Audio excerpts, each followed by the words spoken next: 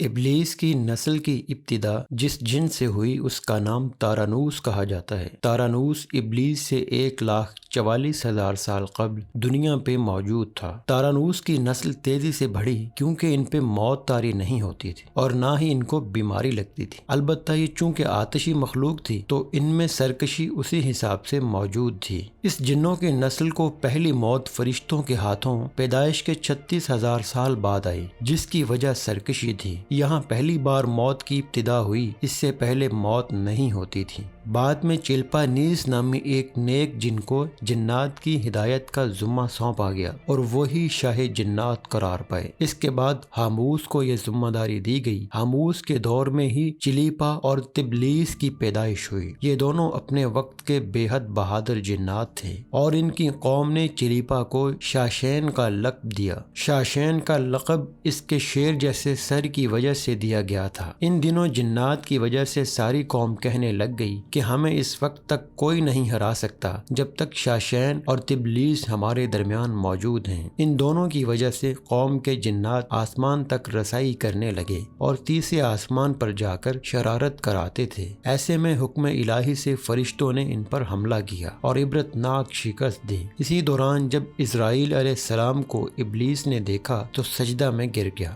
ابلیس شروع سے ہی ایک نڈر اور ذہین بچہ تھا۔ اس میں باپ کی بہادری اور ماں کی مکاری کوٹ کوٹ کر بھری ہوئی تھی۔ اس نے ملائکہ کے ساتھ جا کر توبہ کا باقاعدہ اعلان کیا اور پھر فرشتوں سے فیض علم حاصل کرنے لگا۔ علم حاصل کرنے اور ریاست کا یہ عالم تھا کہ پہلے آسمان پر عابد، پھر دوسرے آسمان پر زاہد، تیسرے آسمان پر بلال، چوتھے آسمان پر والی، پانچویں آسمان پر تقی اور چھٹے آسمان پر قبازان کے نام سے مشہور ہوا۔ یہ وہ وقت تھا جب یہ فرشتوں کو سکھاتا تھا۔ ساتویں آسمان پہ ابلیس بقیع نور میں رہا۔ ہفت افلاک کے سب ملائکہ کا معلم قرار دیا گیا۔ یہاں تک پہنچ کر ابلیس نے اپنی عاجزی اور ریاضت کی انتہا کر دی۔ کم و بیش ابلیس نے 14,000 سال عرش کا طواف کیا۔ یہاں اس نے فرشتوں میں استاد، سردار، عزازیل کے نام سے شہرت پائی۔ کم و بیش 30,000 سال مقربین فرشتوں کا استاد رہا۔ ابلیس کے درس و واعظ کی میعاد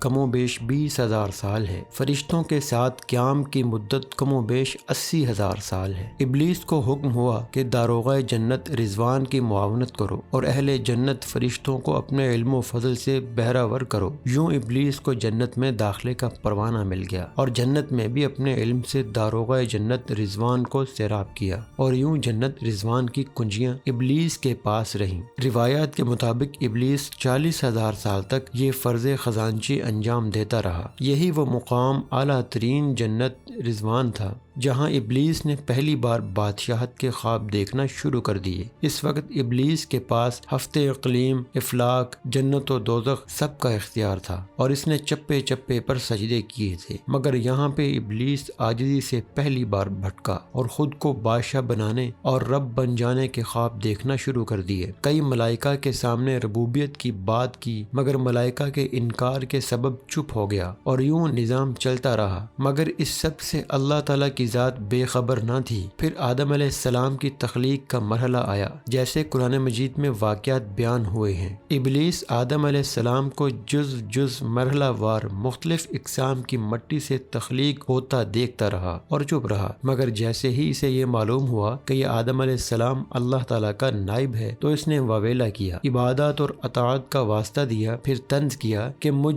جتنی عبادت کس نے کی ہے، اور آدم علیہ السلام کو سجدہ کرنے سے انکاری ہو گیا۔ تب اللہ تعالیٰ نے کہا، نکل جا شیطان مردود۔ ابلیس نے اپنی عبادات اور ریاضت کا رب کریم سے عوض مانگا، جس پر اللہ تعالیٰ نے ابلیس کو ایک وقت معلوم تک مہلت فراہم کی، جس پر ابلیس نے اولاد آدم کو صراط مستقیم سے بھٹکا کر اپنا پیروکار بنانے کا دعویٰ کیا، جس پر رب کریم نے فرمایا کہ جو متقی اور پرہیزگار ہوں گے تو ان کو گمراہ نہیں کر پائے گا۔ ابلیس کے اس لعنتی کام میں اس کے 5 ساتھی ہیں۔ نمبر 1، صبر۔ اس کے اختیار میں مصیبتوں کا کاروبار ہے، جس میں لوگ ہائے واویلا کرتے ہیں، گریبان پھاڑتے ہیں، منہ پہ تماچے مارتے ہیں اور جاہلیت کے نعرے لگاتے ہیں۔